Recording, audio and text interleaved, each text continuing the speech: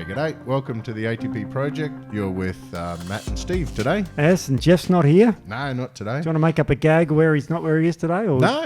It's fish old business. Pretty much, Yeah. just over that. So what we're going to do, we'll move on because today we have got heaps of information to cover, and it's going to be a cool podcast because there's a lot of questions I have that I need answered because this is kind of my job. We're going to talk about labels. Yeah, I wonder why there's rubbish lying around. It's like, what's all this doing we're not here? just messy. No, we're going to have food label. So we're going to talk about food labels, drug labels, therapeutic good labels. We're going to talk about how to interpret what you're reading on a label. Yes. We're going to talk about what makes up the calories that they label, the protein, carb, fat, break that down. We'll talk about how the different regulatory bodies will tell you to label your products differently. Yes. And the end goal of today is for most of us are out there have got a certain amount of confusion about labels. There's always something. I'm not sure whether does this protein include the amino acids? What part of this carbohydrate is fiber and sugar? Those sort of things confuse all of us to a certain degree. Yes. And they change the rules a lot. They do. We've also got little logos now that we want to explain about Australian made or the imported ingredients and that sort of stuff. So we're going to cover a lot of that stuff with it. The end goal, hopefully, any questions that you may have out there about labels or confusion, hopefully we clear all that up. Yeah. Good idea. We'd get rid of some of that grey area and try to get the black and white labels back into black and white. Oh, yeah. It's a lot. Well, I've got all sorts of labels here and American labels. The reason why I've included American labels is because we obviously go into America, but also a lot of Australian products have American labels. So it's a global marketplace. A lot of Australian products are made in America. Yes, yes. I was at a conference the other week where they talked about Swiss as the champion exporters from Australia to China, and 25 of the 26 products are made in America. Yeah. And so, and then in Australia, we have a lot of the sports supplement industry in particular. There's a lot of imported products from America. Yep. And it would teach you some little tricks on how to be able to pick up where they come from, the way the nutrition panel and exactly. that sort of stuff is set out. Very interesting.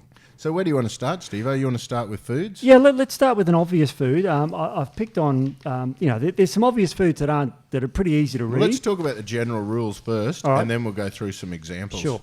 There's on an Australian label, there's protein, fats, and carbohydrates. And carbohydrates are broken into sugars and carbohydrates, and there's also sometimes fibre. But fats are broken into total fats and saturated fats. Okay. This is a standard Australian label. So let's break it down. Let's just talk about carbs first. Because Sure. when I was telling you before, when I did all my naturopathic training and that sort of stuff, and then I came into this sports industry world, started talking a lot more with athletes, personal trainers. Now, what I was taught was carbs was, fibre, complex carbs, sugars. They're all carbohydrates. Yeah. And then when I started talking with a lot of athletes, they started saying that, I've taken all carbs out of my diet. And I'd be going, oh my gosh. And then they go, so no, what that means to them was starchy carbs. So it's confusing a little bit. So when you read a nutrition panel, yes, what the carbohydrate, tell us what the total carbohydrates means, what the sugar line means, and where the fibre sits in relation to those numbers. Sure. The fibre sits in the total carbohydrate section. So because fibre is a carbohydrate, but it's not absorbed. So it's a very long chain of sugars that doesn't get digested, so basically goes straight through. Yeah, and I won't bore you with the fibre details, but it's joined together with these bonds that the human body, now the appendix is no longer useful in a human body, can't digest these fibres. In other animals they can, like cows, because their appendix is useful. If you ripped my appendix out, or people have had their appendix out, they don't die. Take the appendix out of a cow, it'll starve to death because it extracts the fibre as a calorie. So if you want to know that. I didn't know I wanted to know that, but it's bloody interesting. It's like the tailbone. It was useful one day. We've still got it, but it's not useful anymore. We can do without the spleen nowadays. There's a few redundant things in the human body. Let's talk about carbs we can't do without. Sure. I can start you with a simple example of Coca-Cola because it's got no protein, no fat, but it's full of carbohydrates. Its total carbohydrates per serve, which is a quarter of a litre, is 27 grams of carbohydrate, and of that, 27 is sugar. So it's all sugar, and it makes sense, doesn't it?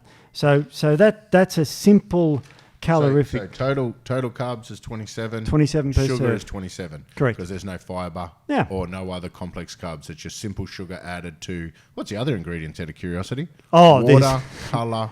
Yeah, do you want to know the ingredients? Yeah. I reckon I know it. Purified. Let me guess. Water? Yep.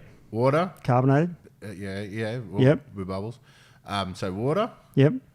Acid? Yes. Food acid, 338. Sugar? Yep. Colour? Yes. And Flavour. And caffeine. They add caffeine to this one. So, yeah. So they're the ingredients. And that's obviously on a bottle. You can get that from any supermarket. I'm not seeing it is sweet. And there's also another column there. There was a gag. There's another column there that says per 100 mils. Now, they do that for food per 100 grams. And the reason why that one I'm more interested in is because that works out to be a percentage. Yeah. So per 100 is a percentage. So this has got 10.6% sugar. Yeah, okay. Or 10.6 per 100 mils. Yep. So per serve, 27, 10.6% sugar. So now if we then jump to the government guidelines for labels from eatforhealth.gov.au, I'm holding it up for the YouTube lovers. It tells you how to read the labels, and what it says to look for is to look for foods that have a sugar content below 15%. Okay. I know. Well, that's good. So Coke's according to excellent. these guys, Coke's okay. Nails it. Yes. I know. Look, I'm not a fan of government recommendations for obvious reasons, but that's a classic. Well, I mean... there you go. Yeah, no, but why would they say percentage? Because they're not very... Because, I mean, if I got a percentage of a handful of sugar or a percentage of a wheelbarrow of sugar, the percentage is the same, but there's a lot of difference in the amount of sugar. Absolutely, yeah, exactly. So now, taking the government thing a bit further, you look at some of their higher class foods, the 4.5 out of 5 stars, the Milo. So they'd be high in fibre and all that sort of stuff? No. The number one ingredient of Milo is sugar, and it's got 46% sugar. Despite having... So Milo's 46%, so number one ingredient sugar. Yes. So how do you know? Oh, okay. Well, on the label, you've got the ingredient list under the label. Yep. And it tells you in order of relevance. So the number one ingredient in descending Milo... order. Descending order. Yep. Number one ingredient in Milo, and you can look at any tin, is sugar. Yep. That's the first ingredient. Second one is milk solids. And then it's got malt extract, sour gum, which of course is sugar again. Cocoa powder, which is chocolate, vegetable oil. So why is in the milk solids, so it says milk solids and then in brackets it says emulsifier and soy lecithin. Yeah. Are they milk? No, this is from soy. So they added an emulsifier because there's fats in this product. But that's inside the milk solids? No, it's not. It's just, why is in there brackets? Yeah, I don't know. It's not written correctly, actually. I found a flaw in their label. Yeah. Yeah. Yeah, because normally what would happen is if you say milk solids and then in brackets, it would say those things that it's made up of, if that's relevant. For example, in the malt extract in brackets, it said sorghum, so that suggests it comes from sorghum. Yeah. But these are saying, and that suggests milk solids, the emulsifiers and soy lecithins come from that. Yeah, it's so an this is incorrect where labels get confusing. They do get confusing. You think you know the rules, and then it seems to be a lot of weird stuff on labels. Oh, it's horrendous. When I see carbohydrate on a label, total carbohydrate includes fibre. Yes. And then it's got another column saying sugars. How do I know which ones of those is like added sugar and which ones of those is just the sugar? You don't know exactly, except unless when you go to the ingredient list and you can see where you get those carbohydrates from. So, for example, and I haven't got the label here, but say Wheat Bix, for example, it wouldn't have a lot of added sugar, but it's about 69% carbohydrate, about 2% fibre. From the wheat? Yeah.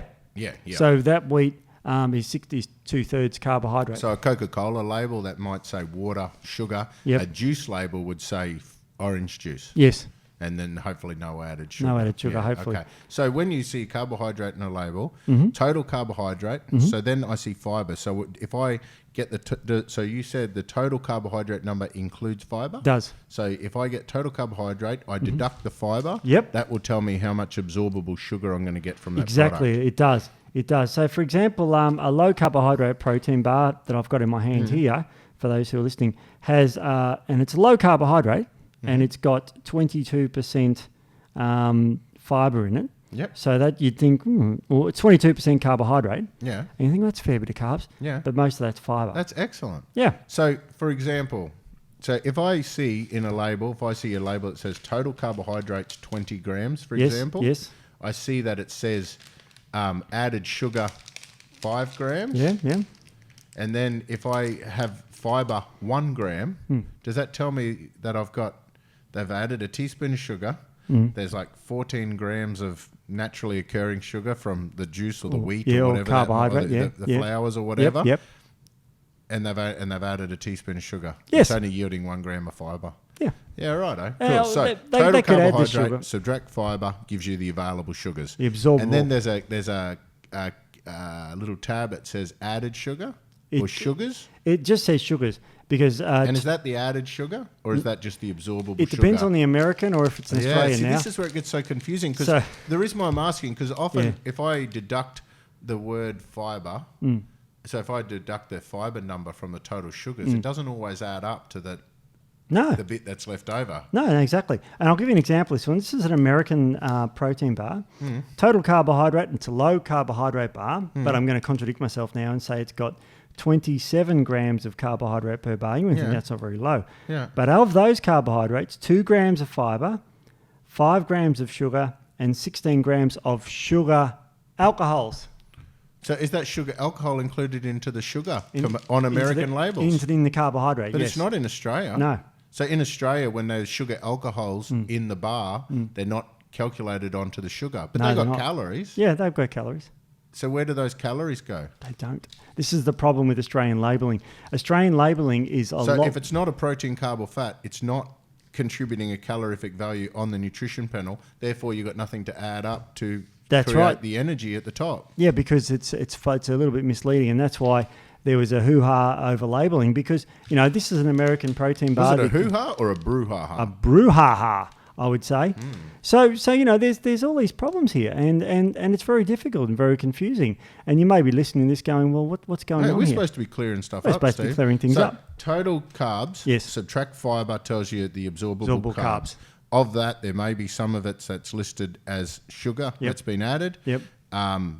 In America, they add the sugar alcohols. Yes. So what's a sugar alcohol, Steve? Just for everyone. Glycerol, maltitol, anything with ol on the end of it, erythritol, those sorts of things. Xylitol is a classic sweetener in Australia. And I'm saying the word tol because OL means alcohol. Yeah, right, no? So that's like ethanol is the one you drink. And methanol you'll drink and you go blind. Yeah, yeah. And, that's toxic for the eyes. Yeah, that's where the term blind drunk comes from. Yeah.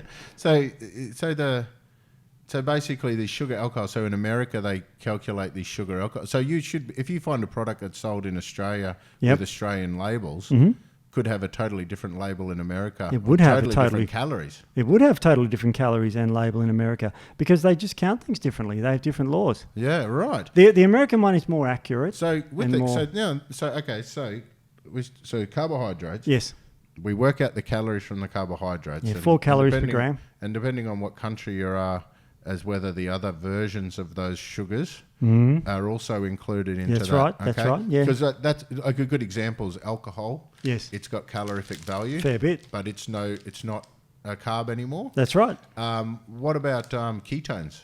Well, because ketones give you energy. They do. It's really 7 calories per gram. So they have calories, they have energy, because the brain metabolizes them, for example, and a few other cells. 7 calories per gram. So carbohydrates 4 calories per gram. Yeah. Fats 9 calories per gram. Ketones are 7 calories per gram. Yeah. So those ketones, I've never seen anyone calculate the calorific value of a ketone on a nutrition panel and add it to the energy. It's probably because it's an Australian label. They only add protein, fats, and carbohydrates. See the problem? So if you add ketones in, and now I know I don't want to go down too much of a rabbit hole, but depending on your microbiome, you can have a 20% different in calorie yield anyway from the product. Yep. So if the sugar alcohols aren't necessarily listed onto the calorific value, the ketones aren't added into the calorific value. So it's a little bit hard to interpret these labels anyway.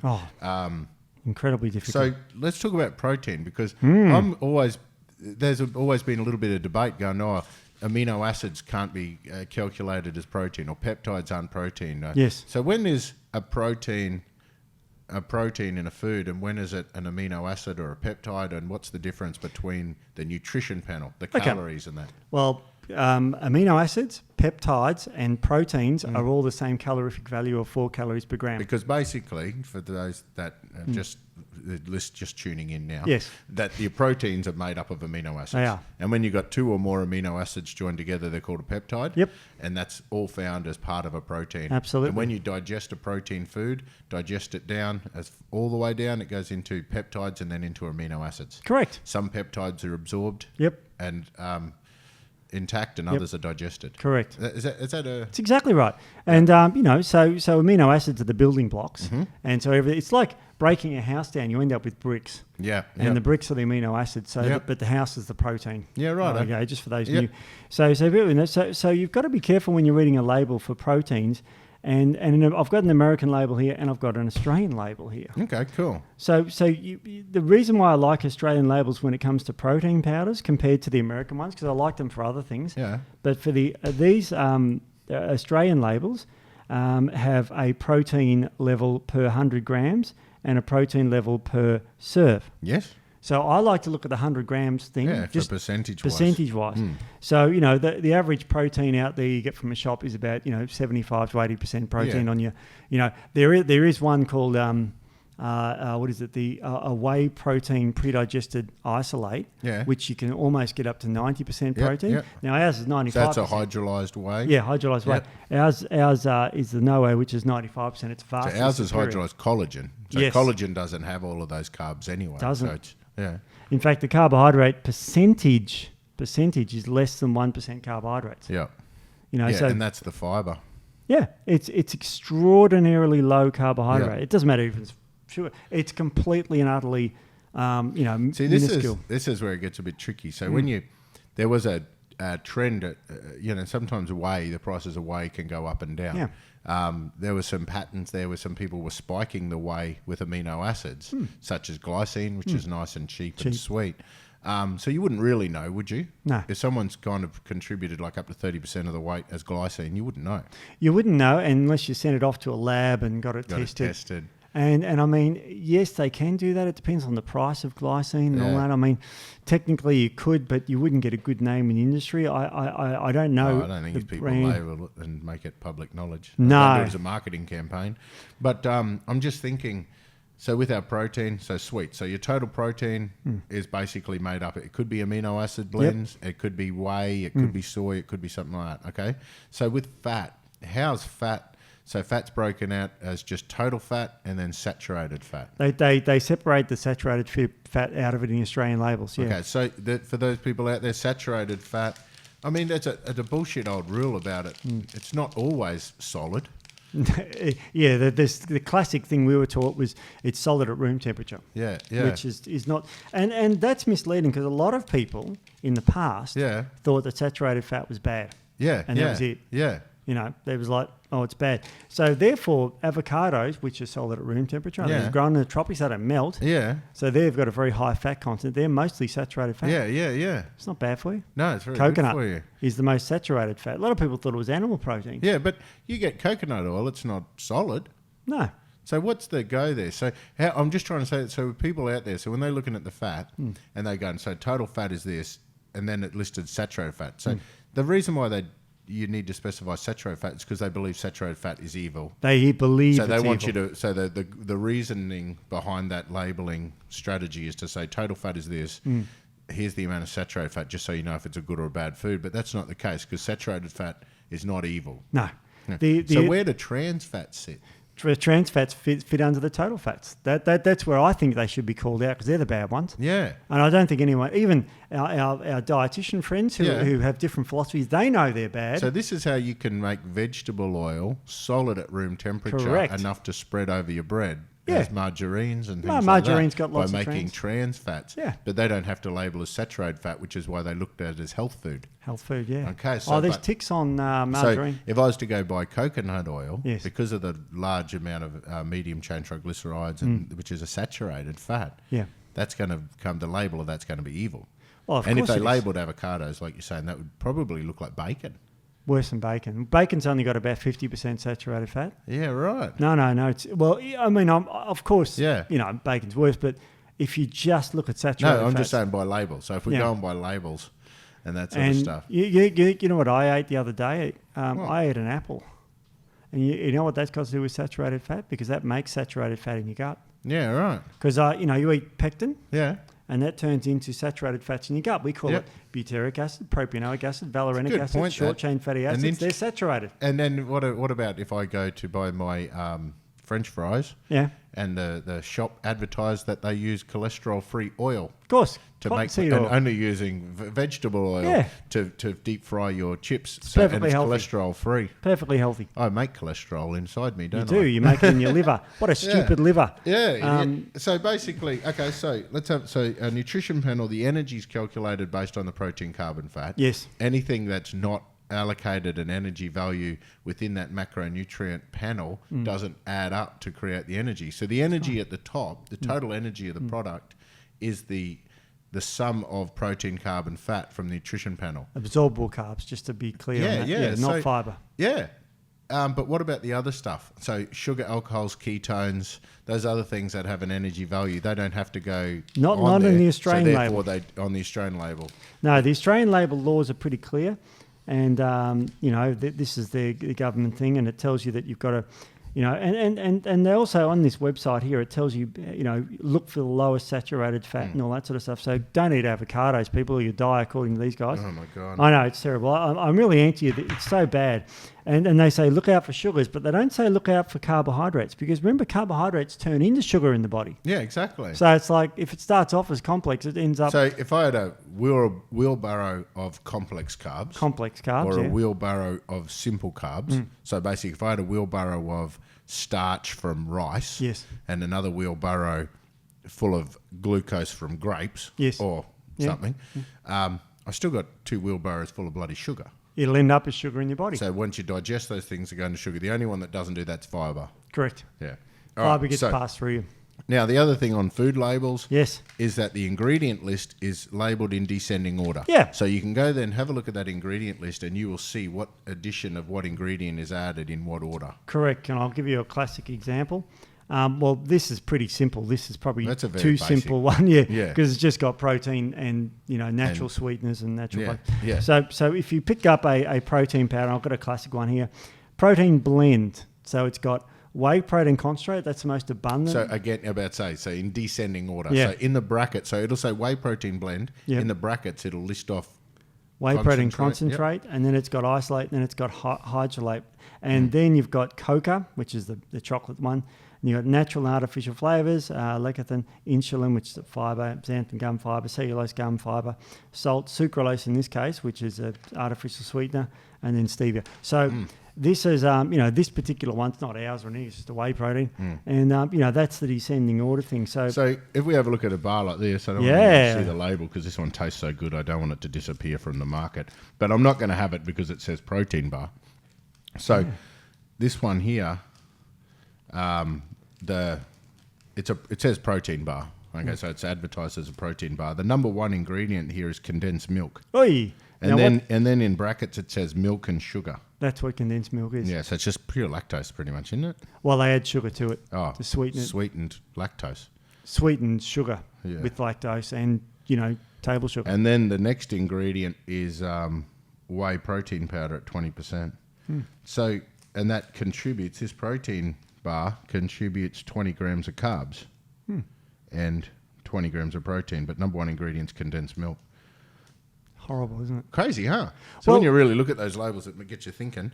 It does. And it tastes good though, but you would expect coconut stuck together with condensed milk. It tastes pretty damn good. And you know so what? Amazingly full of protein. This particular bar, I won't mention its name, but because I Googled it before and I ended up with some pornographic images because of the name of it's a little bit misleading. And basically it was a bit embarrassing with running the office there. Yeah. But you know what? It's perceived as being a healthy bar. Oh yeah. It's perceived as being a healthy bar. So that's the problem I have when its number one ingredient is condensed milk, which no one would think is healthy. Yeah. Sugar and milk is a terrible idea. And then you've got other bars that we've talked about Milo. And then you've got with Milo, number one ingredient was sugar. Yes. But did you say earlier, not on air, but another time, didn't you say it's like 6% sugar? Yes, and this is where... Which is below that. Can you say to look for things, but the government tells us to look for things below 15% sugar. Yes. This thing has 50% sugar on the nutrition 46%, panel, yeah. but 6% sugar. So explain that, Steve. Sure. Okay, when you put a spoonful of Milo in a glass of milk, which they argue is the way you drink it, and So that's the instructions on the bottle, obviously. Sure. So when you add it to milk, now milk is quite low in sugar; it's about 4%, and so it actually dilutes the sugar down. So as a percentage, you end up with less sugar. Percentage of what? Of your cup of Milo. The cup of Milo. So you put about, and I'll make these numbers up, 10 grams of Milo in a glass of milk. So 10 grams is of sugar that's got about 50. So let's say it's got 5 grams of sugar, and you add it to a glass of milk, which weighs 250 grams. You end up with a very low percentage of. Do you see what I mean? Low percentage of sugar. So they would argue that is that how they got the 4.5-star health tick? Yeah. Because it's only got 6% sugar when you take it as directed. But the product itself has 46% sugar, which is more than, anything pretty much that's marketable today, except for Fruit Loops or something. Bloody hell. It's a lot of sugar. And they tastes so damn good, Steve. Yeah. Well, they have on their website, they have a nice little flyer saying lifting the lid on the goodness of Milo. Cool. So they go through what's in it, and they talk about it's made of sued, Steve. Well, no, this is from their website. I don't know how I can, quite scary, Yeah. Oh, okay. So foods, we've gone through the nutrition panel. The ingredients are just be aware that they're listed in descending order. Yes. Now, within the food category, we've talked about protein bars, we talked about Milo, we talked about protein shakes. There's also formulated supplementary sports foods like pre-workouts, and a lot of our sports products and that sort of stuff fall under that category. They're not therapeutic goods. They're made of foods and that sort of stuff. Yes. So when you have and this is all governed in Australia and New Zealand by a group called FSANZ. FSANZ, yeah. So under the FSANZ guidelines, all of your sports supplements fit.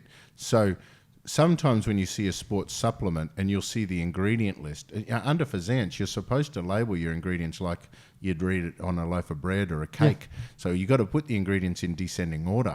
Not actually allowed to label it like a TGA product where you put the ingredients and the amounts. Yeah, no, that's you don't not do that. with You food. can't. So food is always labelled as a proprietary blend. Sure. Well, if you want to call it that, absolutely. Well, it is. It's a blend because you're not supposed to disclose the amounts. You're just supposed to disclose the order. And the nutrition panel is the thing that is used to disclose the amounts of nutrients. Exactly. And like, for another protein bar here, it's got protein blend, whey protein isolate, milk protein isolate, isomalto oligosaccharides, almond butter, dry roasted almonds, raw almonds, and then flavors and salts and sugars and that. So this is how you have to label it, not how you want to label it. Yeah. It's how you have to. And there's a standards code, standard 1.28. 1.2.8 nutrition information requirements. So you have to label it. That's the law. Yep. It's not like in Australia, there's a lot of laws about not disclosing things that, they don't want you to disclose things that look as though it might be a therapeutic claim or something, or suggest that it's a supplement. Yeah. Because in Australia, that's governed by TGA. Yes. TGA in America is different because they got the FDA, which does food and drug, which is why you can actually label a food as not as a drug. You can actually register a food supplement with the same organisation as you do your drugs, and they have different rules for the food as they do for a drug. Absolutely. In Australia, you've got your drugs, which is under TGA, and any herbal product that is made into a drug-like product goes under TGA. Yeah, makes sense. Anything that's a herbal product that is following the laws of nature and still sits as a food, meaning that it's not a spiked material that hits a certain level of actives consistently every batch. So if there's any natural variation, it's a food. Yeah. If it's a synthetic compound that's been altered and adjusted, it suddenly becomes a drug. Yeah. Or you know what I mean? So the reason why I'm saying this is what happens here in Australia gets quite confusing because people will see they believe that the Therapeutic Goods Administration will determine or decide if a product is therapeutic, not like a promotion or an award, like where they'll come to you and say, wow, your food product is so amazing, we want to give you the opportunity to call it a therapeutic drug. It's not like that. No. It's totally up to your choice. So if you, in Australia, if you want to make a product as a food if you respect food, meaning that if you've got a product that has seasonal variation and you want to be able to adjust the input amount, if you want to be able to say that this food is a good source of vitamin C, for example, if you want to say Emla, we've added Emla to source vitamin C.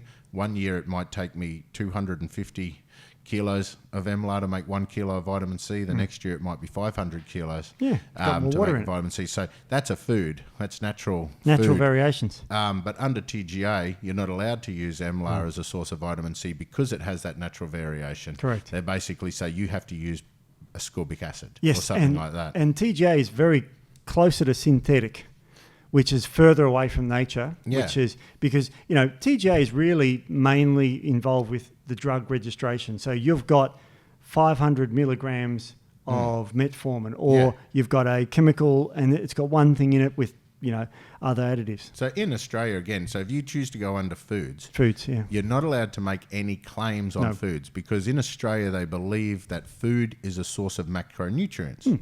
Is that fair? Calories. It is. There's some limited claims that you can make about foods, like it helps with your body fiber's composition. good for you. And so, but like typically it's macros, isn't it? So the food nutrition panel. So they want us to do an ingredient list only. So all we're allowed to do is an ingredient list that says what's in this product in descending order. Yep. And here's your nutrition panel. You're not allowed to say that this food has been used as a food traditionally to help people with problems. You can't say any. So you can't make any potential claims to say that this food supplies any other health benefit in regards to prevention, treatment or cure or anything like that. That's correct. So you can't make any sort of suggestion that a food can do anything to help you other than supply you a source of energy liberated from protein, carb or fat. Yes. That's right. What's frustrating, America's different. I went to a TGA seminar the other week. Sorry to hear that. And they started the seminar by saying how they actually made people put their hands up saying who's had fruit today and who's eaten your serves of vegetables. It's really important that you get your nutrition. Then they went on to say how you can't actually make nutrition claims from food through TGA, which was really, really weird. So what I'm basically saying to people out there is that even if you have a food that's shown to be standardized to contain nutrients, I can't give you that food as a source of those nutrients. They insist we use a synthetic. And the reason why is because when you register a product through TGA, you have to register a recipe. And you can't change that recipe. No. And any changes to your recipe, you have to register a new product. Yeah. So how do I know if I'm looking at a TGA product, or how do I know if I'm looking at a food? What's the letters and the number? On the food, it's FSANZ, but the good way to pick up a therapeutic good is you look for Austel, AUSTL, Australian listable, or AustR. Now, there's two categories there. The listable ones are mostly natural medicines, and the registrable, the Rs, are mainly drugs. Okay, cool. So the listable ones are low risk, vitamin Cs, herbs, that sort of stuff. The registered are usually drugs, although there's some, little bit of examples there, and they have higher level claims. Like you can say that the turmeric in Austel may help assist in reducing the pain associated with osteoarthritis, for example. Cool. So to make an Austel product, I go to the TGA webpage, I log in and can put my ABN number and everything in there. There's a list of ingredients that I can pick from. From listable Austel. Listable. So to make an Austel number product, there's a whole list of ingredients there that are fine for me to use. Sure. And those ingredients come with a list of claims. They do. Like you said, so for turmeric, for example, you can say may reduce pain, inflammation, may help arthritis, may help prevent stuff. Low-level claims. I'm trying to think of some things. There's a restricted claim for Rs, which is rheumatoid arthritis, a classic one. You can say osteo, it's okay to help relieve the symptoms of. You can't say it'll cure the symptoms or prevent cure. We don't need to go too much into the details. It gets confusing. The big point is I can select an ingredient and I can select a claim. Correct. And then I can register a combination of ingredients that comes with a combination of claims. Correct. Just for those people out there that they read a product and they see a product that says something like relief of cramps or relief of pain or something like that, and they see an Austel number, don't assume that formula has been studied and proven to do something to give it that claim.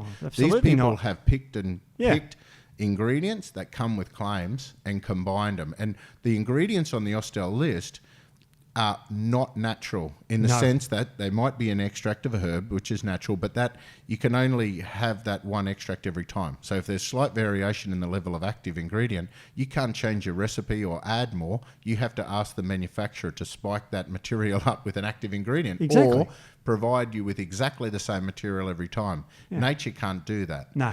So what they'd usually do is they dodge you up the books. It'll be a 50 to 1 extract one time and it'll be a 20 to 1 extract next time, just so you can keep the same paperwork. Because TGA does paperwork audits. They don't test any products. No, they don't. So basically you can go online through a portal, you can design your formulas that can come up with claims, you pay your $775, you answer some questions about where it's going to be made and where your raw materials are coming from, and then you pretty much get your Austel number. Pretty much. But that product never has to actually be studied and shown to make those claims, so you can pick. So I know on that list I've got things like cinnamon, and there's also sugars. You can make energy claims from sugar. You can. Because it's important for people to have energy, especially in hospitals and things like that. Yes.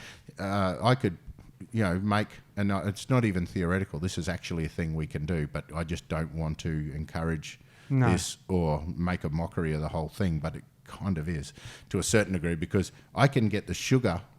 I can mix cinnamon and sugar just like I put on my donuts. Yeah. It's bloody beautiful on raisin toast. You've got to try it. Gotta Cinnamon sugar on raisin toast.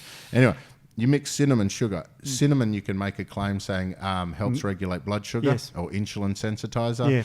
Through insulin sensitivity and that sort of stuff. So you could have cinnamon sugar for your donuts that helps to regulate blood sugar. Yeah. And you'd have the claim on that, helps regulate blood sugar with an Austel number. Yes. Yeah. It gets worse. What about beer coffee? So beer coffee? Because I know on the list is hops. And there's a claim for hops that improve sleep, may reduce mild anxieties and that sort of stuff. And I could mix that with a coffee that is standardised to caffeine, that I can make an energy claim and say that it gives you energetic arousal or something like that. Or, so you could say you could have a wide awake insomnia relief product by combining the hops and that. Well, there is actually a product in the market, I'm not mentioning any names here, that has a nutrient in it which says, and you're allowed to say this, that it reduces cortisol. Okay? Yeah. And that's fine. That's legit. This herb does that. Yeah. But I've seen that product added with caffeine, and they've made those dual claims that it reduces stress hormone cortisol and increases alertness, awakeness with caffeine that drives up cortisol.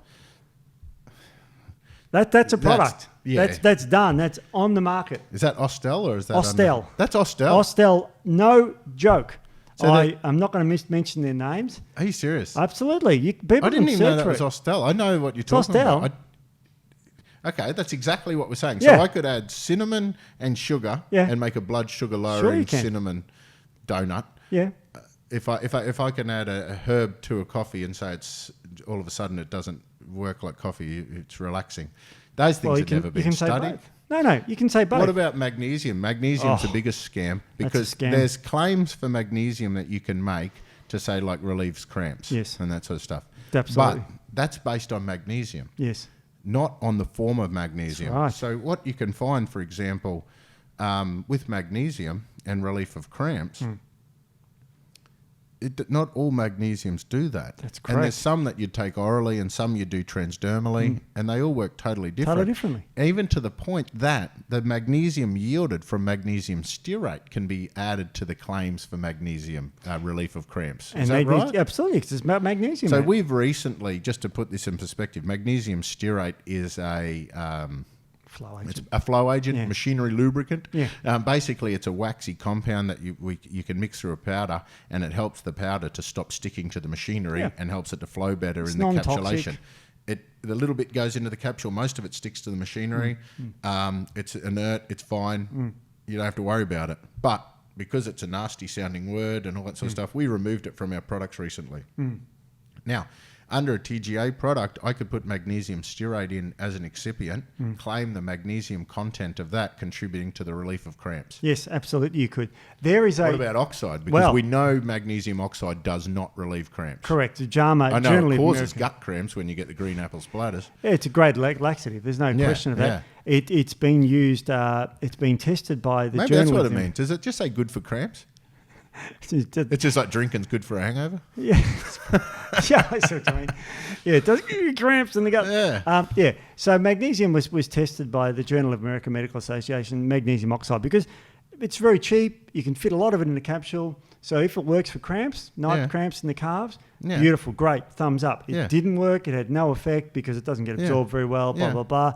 JAMA said it doesn't work. But if I brought out an Austel product and put magnesium oxide in, I could legitimately say that it helps with cramps. See, it's really important people understand this because one of the reasons why I want to teach people how to turn a bottle around and read the label properly is because people try to copy and people try to create market confusion. People actually copy someone's front of the label. They'll copy the packaging. They'll actually go to the same packaging suppliers and get the same packaging made.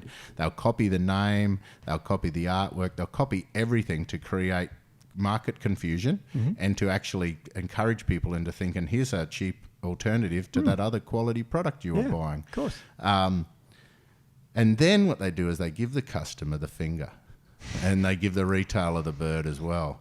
Because basically what happens is if you copy someone's brand and you copy someone's front of their label, you copy their branding campaign and try to copy everything else, and then you purposely, especially when you know these people are copying, they know, they've listened. They know, that they know that we've told everyone about how terrible magnesium oxide is and how terrible these oxide things are. So when they copy everything and then use the exact ingredient that you've told everyone never to use, but they copy your picture to trick you into doing it, that's so insulting to the customer. I get a little bit insulted, to be perfectly honest, because we put a lot of effort into education and that sort of stuff. And when we first started ATP, for example, we always said we want to change the world. And to do that, we want to change the industry. And we were quite laughing at one stage, thinking how cool it is that if people copy, it's kind of cool because we're winning, because we're still fixing the industry. Because if we do the right thing, people copy us and do the right thing, then the industry gets better. But when people copy the brand and try to trick people into just sneakily buying the wrong product, and then they purposely put in the ingredients that they know you've said to never use. They know that our customers would never touch these things because they've listened, and they wouldn't use the oxides because they stick together. We wouldn't use these things that have that say they don't work. you know. Well, I mean, forget the science. But TGA will let you do it. Of course. And so when people there is say to me, magnesium oxide out there. It bugs the hell out of me with naturopath stuff, because we used to mix up our herbs, and people used to say to me like, "Oh mate, if it really worked, it would have an Austel number. It'd be therapeutic." And you sit there going, well, let's see if I could be bothered to register your unique recipe with TGA, because it may not be perfect for everyone. Because I've seen it doesn't work that way. Because you can see, for example, under TGA, I could make a claim of magnesium. Now, and I don't want to bag TGA here either. No, that's not their fault. TGA in Australia is the best regulatory body in the world. I think so too. They're pretty good. We're probably a little bit over the top sometimes, but that creates a good framework to be protective. Absolutely. The problem is it's still not perfect. It's not perfect, because people can abuse it if they choose to. Like we said, we could make a cinnamon sugar for blood sugar lowering, but we never would. No. I mean, the thing about it's like getting your driver's license. It's pretty good lessons how to do it. I've done it for 30 years, but you get your license, people still crash. All the time. And so, there's people who even have got their motorbike license that have written off 3 motorbikes that I've heard in our staff here. Can you believe when they were younger? I mean, how crazy is that? Is that him? Yes, it is. So magnesium, this is the thing though. So you touched on another point I want to make. So things like magnesium oxide, they're so cheap and nasty, but they're also really cheap. But also most magnesium, for example, magnesium citrate sits at about 15% magnesium. Magnesium diglycinate's about 20% magnesium. I think magnesium oxide's what, 50% magnesium? 50%. So you get to use less, it costs less, but also what that means is per capsule you can claim to have more magnesium per capsule. So that's a way of getting, when people comparing products, they can say per capsule this one might have more magnesium, and they think, I'm getting better value, it's cheaper and stronger. But the absorption is not there. And think about it, gets worse now, because I could go into a store and say, hey, I've got, these guys have got 100 milligrams magnesium. I've got more. Yeah. And it's got an Austel number on it. Yeah. And it's cheaper. Yeah. And it's got more magnesium in it. Yeah. I mean, and all those Austel claims have got nothing to do with that product and those ingredients. No, they're from the list of Austel ingredients with permittable. What's the word? Permittable claims. That's a funny word. Yeah, permittable. There's a thing called ARTG, which lists what you're allowed to say about your product. Yeah. And you can say that to anyone on a bull build anywhere, and you're allowed to say that. And it doesn't say magnesium citrate; it says magnesium. Yeah, exactly. So it says may help alleviate the symptoms associated with and then you go and find cramps. a paper by JAMA testing that exact form of magnesium saying it doesn't fix work. cramps. Doesn't work. But it's still allowed to say that through TGA. And then a product that someone makes under FSANZ that doesn't need to make all those claims because everyone knows magnesium's great. Yeah. But we use a high quality form of magnesium. Yeah. It's crazy, that's, I mean, you're right, TGA is great. Now, what about this other thing? So, again, if I'm going if I made a capsule of Epsom salts, magnesium sulfate, would I be able to make claims on that magnesium? Of course you can. And yet it's a laxative. Yeah, of course you can. It's magnesium. Then if I make a topical product, so a topical product, the form of magnesium you're looking for in a topical product is magnesium chloride because you get good absorption of that. Yeah. Orally, you'd be looking for a magnesium citrate. You would not use magnesium chloride orally. No. But you'd definitely use it topically. Epsom salts you can use topically in a bath, but that doesn't even give you much magnesium. That's a sulfur donor. So when you take an Epsom salts, you're actually absorbing more of the sulfur than the magnesium. Correct. So with an Epsom salts, even though you're allowed to make magnesium claims, you should be making sulfur claims. Yeah. But everyone talks about magnesium claims because it's more famous than the sulfur claims. I know. So topical products, magnesium chloride's good. It's good, yeah. Josh makes one at VitaWorks. That's a good one, like Magna something. Oh, we're flogging other products. Magnesium. No, it's all right. That's the one I use. It's fine, because magnesium chloride topically is good. Yeah. Epsom salts in a bath, I do that, but I do that for sulfur, not for magnesium. Yes. So orally, I'd take a magnesium citrate because I like the citrate aspect of it. But if I was looking for a glycine supplement, then I'd use magnesium diglycinate. Sure, why not? So this is the funny thing. So you read a label, you can make claims on a magnesium, but you've got to have a look at the form of that. So don't just read the front of a label and see that it resembles something else you love. Flip it around, have a look at the ingredients and actually rip it to bits and have a look. Don't assume because you see an Austel number that means it's suddenly become a therapeutic drug or that it's been picked out of all of this other stuff to say, hey, congratulations, you've proven yourself to be therapeutic, you now get an Austel number. Yes. It's like, no, if I choose to go down that path and pay for that claim, because you're paying for the claim. You are. And this is a classic. This particular bar says protein bar, 20 grams of protein, a bounty of cocoa nutty goodness. And its number one ingredient? What is it? Condensed milk. So that's why you flip it over. Yeah. That's why you flip it over. But that's food you'd expect, that sort of stuff. But in a TGA, the big problem that I've got at the moment is people assuming that an Austel number means that it's therapeutic. Now, with manufacturing, there is all sorts of levels of manufacture. So under FSANZ, making a food product under FSANZ, you only really have to follow the same laws as sushi train. That seriously. I mean, you got to one step backwards to where'd you buy your materials, one step forward, who got it, and wash your hands when you make it. Now, under TGA, there's a lot more. You've got to go through all of this stuff, but it's paperwork audits. There's another levels that's a global standard, which is GMP. Yeah. So good ISO 9001. So our factory, which is a food factory, has 100% success in our audits with an ISO 9001. So there's not many TGA factories in Australia that have got that level of manufacture. So it's one thing to say, TGA is better because it has a manufacturing a TGA manufacturing license. Yep. But the TGA audit is a paperwork audit. It is. So if your paperwork matches up, it doesn't really matter what's in your product. Now we test everything here, and some of the products do not match the paperwork, and they get taken away, but they never leave the country. Someone uses them. They end up bloody somewhere. But the problem is if you're only doing paperwork audits, man, you don't know what's in your product. You don't. You got to test it, and that's why we send it off to the labs and test all these things. And you find some Very interesting thing. That's why, it's like that John West ad, if everyone remembers that, where you they reject a lot of fish because it doesn't meet standards. Same with us. Well, we will be getting a TGA license here at one stage because we do make a couple of Austel listed products that aren't foods. Yep. Like, for example, Capzia as a topical liniment. You can't really sell that as a food. I mean, it's a oil. Anyway, the funny thing is, so we've already got a higher standard with quality than what we would require with TGA. Yes. All we got to do now is collect a year or so worth of paperwork, and we can get that TGA license to show them that we actually collect the paperwork that they need to do for the audit. Right, the paperwork is crazy. It's just paperwork. George, do you want me to give you some label quizzes? Now you're all up to date and that sort of thing. Yeah, this I've selected 5. I'm going to call them health foods from supermarkets that people will be interested in.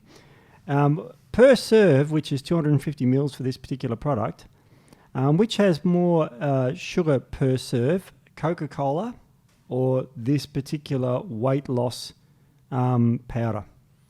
I'm assuming you're setting us up here. I'm assuming that there's a weight loss powder with more carbs than Coke. More sugar than Coke. More sugar than Coke. 27.6 grams of sugar per 250 mils. Coke has less than that. It only has 27. Slightly less, but I mean, isn't that scary? That is horrifying. So this is a rapid weight loss product that you can, if you spin around, because if it said on the front, rapid weight loss, you'd think, pretty healthy. Spinning around, it's got 27.6 serves of sugar. I remember when I was in the naturopath clinic, I used to get a lot of people coming in for a particular very low calorie diet with these shakes. Yep, and they used to come to me and say, these shakes, these are what I'm doing. So I'm not eating anything, but I've got to have these shakes a couple of times a day. And I went and they said how they've cut out everything else. One of them happened to bring an icebreaker, which is a iced coffee milk beverage that you just buy at the shops for those who've never seen it. Yeah, I did. Orange containers.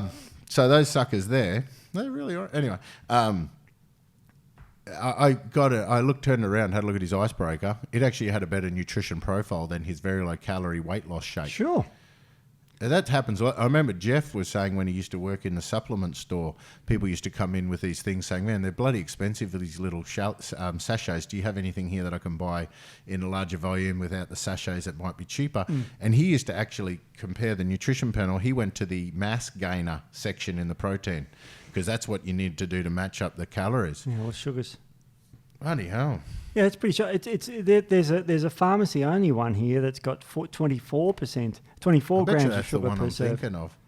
It's horrendous, 24 grams. Yeah. There's a slim and trim one. I won't trend the brand. It's got 23%. 23 so grams these people, of sugar per serve. when our athletes, the bodybuilder athletes, or when these people go into ketogenic diets to strip themselves into fat burning out of their carbohydrates, they're consuming probably 50 to 100 grams of carbs per day through their vegetables and all that sort of stuff. Greens, So we're talking about one of those fat loss shakes is 24 grams. That's half of their whole carbohydrate. No, they'll be having that instead of vegetables. That's what really upset me about those very, very low calorie diets. They got all these people cutting out vegetables so that they could fit in the shakes. Yeah. And the problem is we've talked a lot in the past about if it fits your macros, saying there's more to it than just the calorific value. Correct. We've got to look at microbiome. We've got to look at calorie yield proportional to microbiome. We also got to look at all other factors, like what effect they might have on hormones, what effect they might have on energy expenditure and that sort of stuff for a variety of reasons.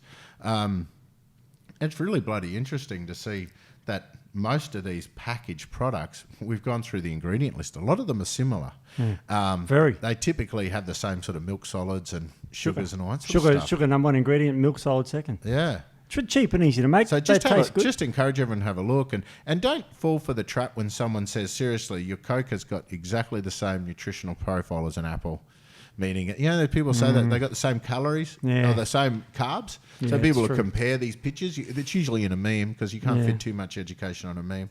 They'll show they'll show that this food and this food's got the same calories, the same amount of carbs.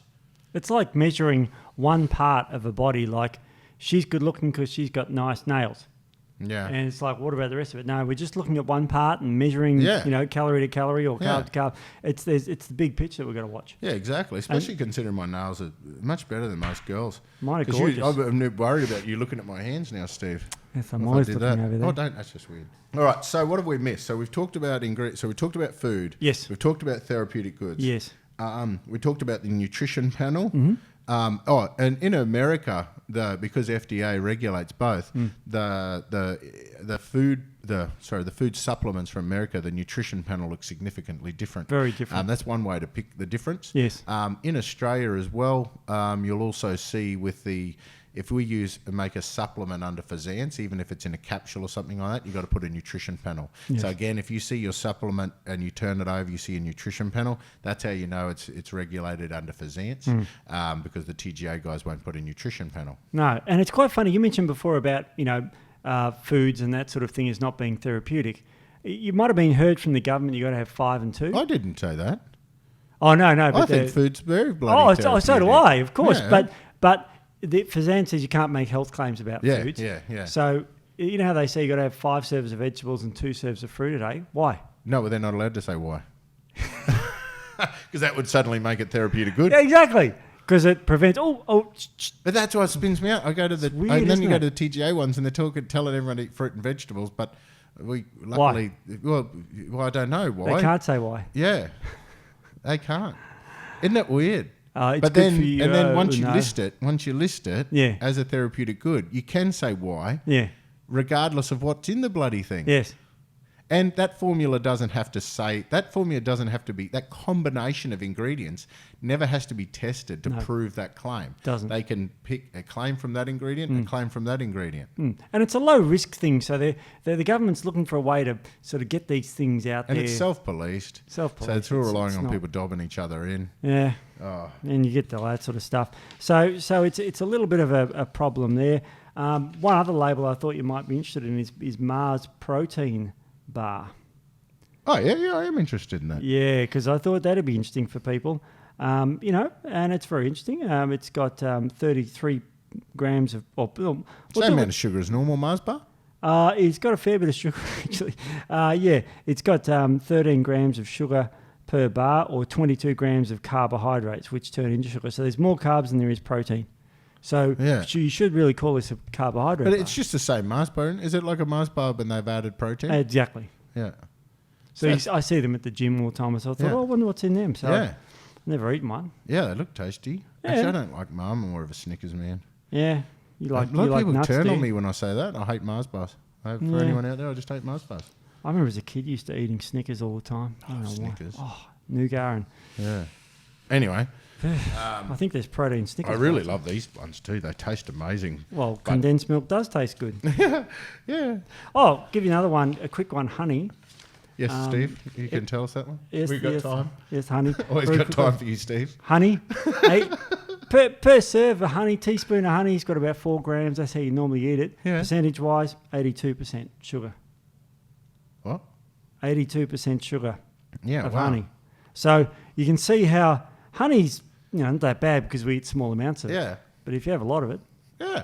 But if they were to give you a serving instruction there and say, mix your honey into a cup of tea, then your percentage of sugar per cup of tea would be less. Well, let's work it out. Let's say it's 4 grams per teaspoon of sugar. Yeah. And you put in a cup of tea, which is about 200 mils. So that's 1/50th. So it's about 2% sugar. Mm-hmm. There you go. So you can see how it can be manipulated, the data. Yeah. So if a serving of sugar is a teaspoon, which is about 5 grams, then, it'll end up 2% sugar. That's crazy. So, oh, man, this has been... Yeah, so hopefully we've cleared up a lot of stuff for people. Yeah. Have we covered everything that you wanted to cover? I think we have. We've said enough or too much? I just want people, when they look at something, to turn it over. Read the label and question it. And they're the sort of things you can ask people. Sort of stuff you can take into your naturopaths, your practitioners, your personal trainers. And what spins me out, like the reason why we got these glasses here, they're not just a prop. It's that we needed the glasses to be able to read these bloody things. When you're 49, and so the problem is a lot of people out there, for starters, are assuming that they don't know what they're reading, so they don't look. Yeah. Remember, there's that, I don't know, was that you? There's a Jinkai make that leader, that fishing leader? Yep. Jinkai is the name of the brand. Their font is Asian looking, but it's English. Now, I was looking, my mate said, go buy Jinko line. Anyway, so I'm going through this fishing shop and I'm looking around. I just couldn't bloody find it. And I went to the bloke and said, mate, do you have this Jinko? So he said, yeah, it's right here in front of you. And I was just, oh man, my brain just assumed that was Asian writing and I wasn't going to be able to read it. So I just skimmed straight past it. Yeah. And the funny thing is there's a lot of people that do that. They assume they're not going to understand what it says, or they have a look and they go, oh, it's all weird. You have a proper look or ask some questions and do some research. Anyone can access the FSANZ webpage. Anyone can access the TGA webpage, and they should access it anytime they feel like they need to look into this sort of stuff. So have a look at all those sort of things. If I've upset anyone, there's a kids helpline or other helpline numbers you can call. I'm trying to think what other disclaimers we should put in here so people stop suing. Trying to look, it's mad just, at me. Look, it's all facts and figures, and just do your own research. Try not to let government be responsible for your health. Try and make yourself more responsible. That's one thing I had to say. So the other thing in Australia, they've brought in these new laws with made in Australia. So when you make things in Australia, they tell you on the label what you've got to label now what percentage of your ingredients. Now, when they say ingredients, it doesn't talk about packaging. It doesn't talk about labels. It doesn't talk about all those other bits and pieces. We're only talking about the combination of ingredients. So sometimes when you have a look at some of these labels that are made in Australia, like Australia has some weird laws around agriculture and that sort of stuff.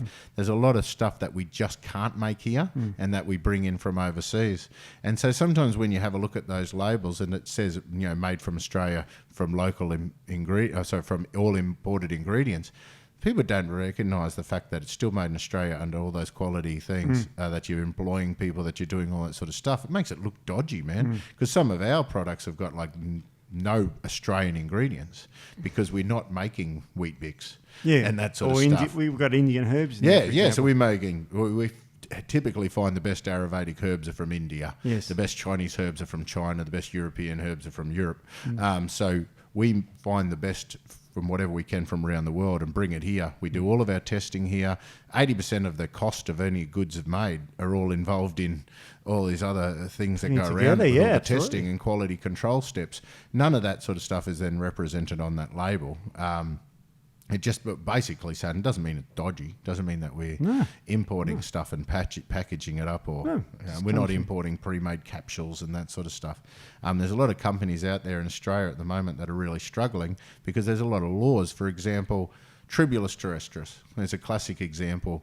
Bulgarian Tribulus is the famous one. Even if you buy it from China and India, it's still called Bulgarian Tribulus because that's the famous one. Yes. The strongest Tribulus in the world is a thing called caltrop, which grows wild in Australia.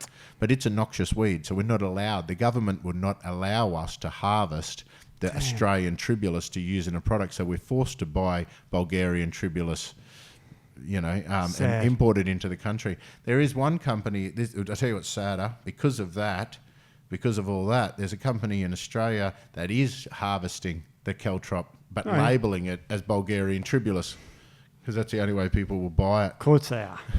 Crazy, eh? It's a bloody anyway, so I just wanted to, I think that'll do. Yes, I think that'll have to do. I think we've pretty much covered stuff. Oh, don't worry about the time.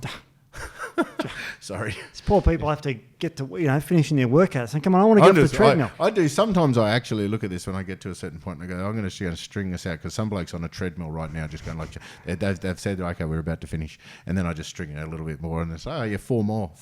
It's public health service. We're losing body fat as every sentence we say. And now quickly, before you get off the treadmill, go back and listen to our Is Fat Contagious podcast. And then don't forget to wash your hands. Firmicute City. Yeah, that was funny.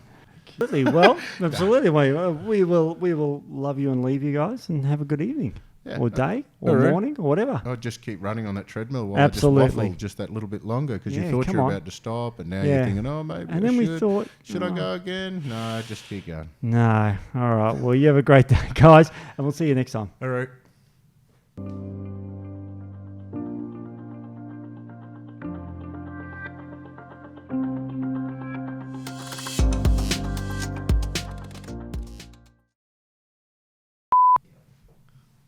That's it. Well, All right. well, we got these flowers here. You know. Yeah, no. Oh, Wow. Isn't that weird?